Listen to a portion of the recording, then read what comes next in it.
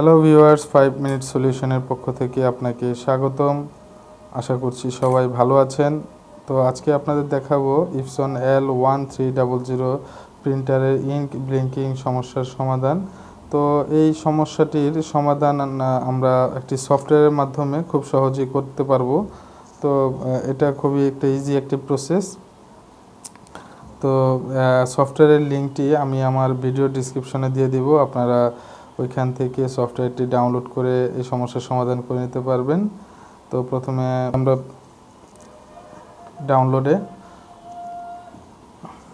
আমি এখন ডাউনলোড করব এই যে L1300। এখন আমরা ডাউনলোড দিলাম।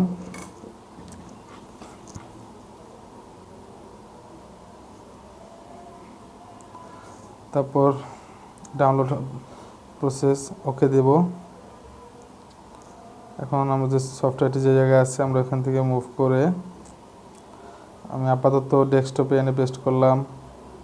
এটাকে আমরা এক্সট্রাক্ট করব, এক্সট্রাক্ট ফাইল। তারপর হচ্ছে আমাদের ইপসন, আমরা এখানে ডাবল ক্লিক করে সফটওয়্যারটি রান করাবো। সফটওয়্যারটির নাম হচ্ছে ইপসন অ্যাডজাস্টমেন্ট প্রোগ্রাম। তো প্রথমে আমরা এটাকে সিলেক্ট করব। এরপর আমরা সিলেক্ট করার পর আমরা এটাকে সিরিয়াল পোর্ট ঠিক করব। ওকে, দেন আমরা এটাকে দিব ওয়েস্ট ইঙ্ক প্যাড কাউন্টার, এটা সিলেক্ট করে ওকে করব। তারপর আমরা চেক দেব। চেক বাটনে ক্লিক করার পর এখানে দেখছে পয়েন্টে 11,000 সামথিং আসছে।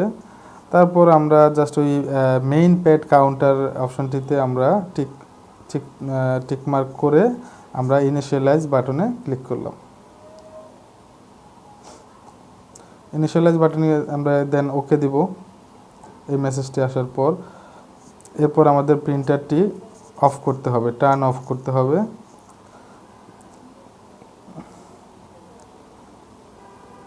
তো টার্ন অফ করার পর আমরা ওকে করব। এখন আমরা প্রিন্টারটি আবার পুনরায় চালু করব। চালু করার পর আমাদের কাজ শেষ। আমাদের সমস্যার সমাধান আশা করছি হয়ে গেছে। তো এইভাবেই আপনারা খুব সহজেই এই সফটওয়্যারটির মাধ্যমে প্রিন্টারের সমস্যার সমাধান করে ফেলতে পারবেন। এখানে যে এখন দেখতে পাচ্ছেন আর কোনো আমার এরর কোনো সিগন্যাল নাই। যদি আমার এই টিউটোরিয়ালটি আপনাদের ভালো লাগে তো অবশ্যই আমার এই চ্যানেলটি সাবস্ক্রাইব করবেন, লাইক কমেন্ট শেয়ার করবেন। ধন্যবাদ সবাইকে।